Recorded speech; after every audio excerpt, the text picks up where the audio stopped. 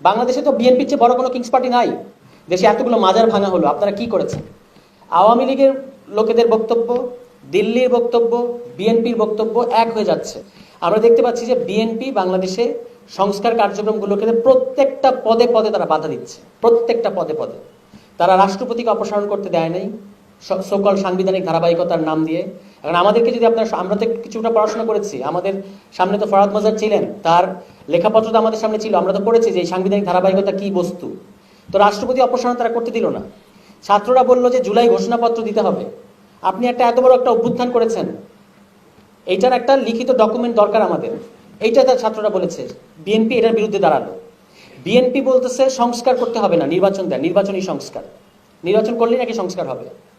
তা এখন আমি একটু কনফিউজ যে বিএনপির ল্যাঙ্গুয়েজ এবং গতকালকে বিএনপির মহাসচিব বর্ষিয়ান রাজনীতিবিদ, আমরা তাকে শ্রদ্ধা করি, মির্জা ফখরুল ইসলাম আলমগীর, তিনি বললেন যে নিরপেক্ষ সরকারের অধীনে নির্বাচন হতে হবে। এখন একটু চিন্তা করে দেখেন এই কথাগুলো। আওয়ামী লীগের লোকেদের বক্তব্য, দিল্লির বক্তব্য, বিএনপির বক্তব্য এক হয়ে যাচ্ছে কেন?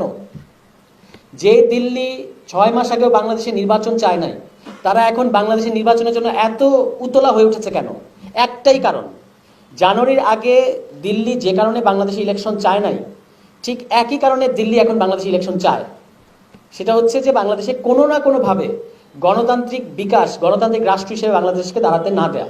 দিল্লি এটা পরিষ্কার বুঝতে পারছে যে তাদের আওয়ামী লীগকে এখানে আবারও বসানোর পরিকল্পনা ভেস্তে গেছে, এটা সম্ভব না এই মুহূর্তে।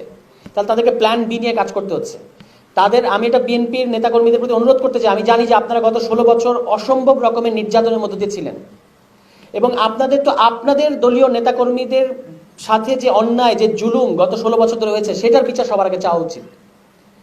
সেটার জন্য রাষ্ট্র সংস্কার করা উচিত, কিন্তু বা রাষ্ট্র পুনর্গঠন করা উচিত। কিন্তু নির্বাচনের এই দাবিটা যে বিএনপি কত বড় ফাঁদে পা দিচ্ছে, মানে বিএনপির, আমি নেতাদের কথা বলছি আর কি, এটা হয়তো তারা এখনো বুঝতে পারছে না।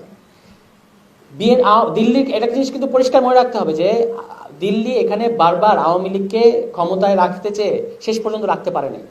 ফলে বিএনপি সহ যারাই বাংলাদেশের রাজনৈতিকভাবে মানে ক্ষমতায় আসতে চায়, তাদেরকে জনগণের উপর ভর করতে হবে, অন্য কারোর উপর না। যদি আপনি অন্য কোনো পরাশক্তির উপর ভর করেন, আপনার আওয়ামী লীগের মতো পরিণতি হতে পারে। আওয়ামী লীগকে সরাতে এখানে 15 বছর লেগেছে, আপনাকে হয়তো এতদিন লাগবে না। এবং অভ্যুত্থানের মধ্য দিয়ে যার পতন ঘটবে, তার কিন্তু রাজনীতিতে ফিরে আসা কঠিন হবে। জানুয়ারির আগের থেকে আমরা বলতেছিলাম যে গণ অভ্যুত্থান করতে হবে। ফরহাদ মজার বলেছেন, আপনারা তাকে আওয়ামী লীগের বানিয়ে দিচ্ছেন, বলছেন যে উনি আওয়ামী লীগের দোসর। আমরা নির্বাচন চাচ্ছি, উনি গণ অভ্যুত্থান চাচ্ছেন, উনি আওয়ামী লীগকে ফেভার করতে চাচ্ছেন, এই কথাটা আপনারা বলেছেন। তারপর আপনাদের ওই আন্দোলনটা ফেল করেছে, ওইভাবে হয় নাই, জনগণ আসে নাই ওই আন্দোলনে, স্বীকার করা ভালো। 6 মাসে এবং জানুয়ারির পরে একটা লোক বিশ্বাস করে নাই যে বাংলাদেশে শেখ হাসিনার পতন ঘটবে। ছাত্ররা 6 মাস পরে ওই কাণ্ডটা করেছে, এত বড় একটা ঘটনা ঘটিয়েছে। এখন আমি প্রশ্ন করতে চাই, শুধু বিএনপি না, বাংলাদেশের প্রত্যেকটা রাজনৈতিক দলকে আমি প্রশ্ন করতে চাই, 5 তারিখের পরে বাংলাদেশের যে গণতান্ত্রিক রূপান্তর, যেখানে আমাদেরকে যেতে হবে, সেটা যাওয়ার জন্য আপনারা কি কি করেছেন? নির্বাচনের দাবি করা ছাড়া আর কি কি আপনারা করেছেন? দেশে এতগুলো মাজার ভাঙা হলো, আপনারা কি করেছেন? দেশে এতগুলো মব হলো, আপনারা কি করেছেন? আপনাদের তো পুরো দেশের সাংগঠনিক কাঠামো আছে, এইটাকে আপনারা জনগণকে প্রোটেক্ট করার কাজে কিভাবে ব্যবহার করছেন আমাদেরকে বলেন, আমরা দেখি নাই।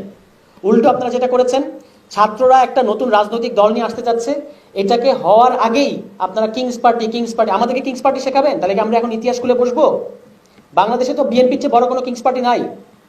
বিএনপি তো সরকারে থাকা অবস্থায় গঠিত একটা দল, কিন্তু তাতে অসুবিধা নাই, কারণ বিএনপি 2 বার গণরায়ে সরকার হয়েছে, জনগণ তার পক্ষে ছিল।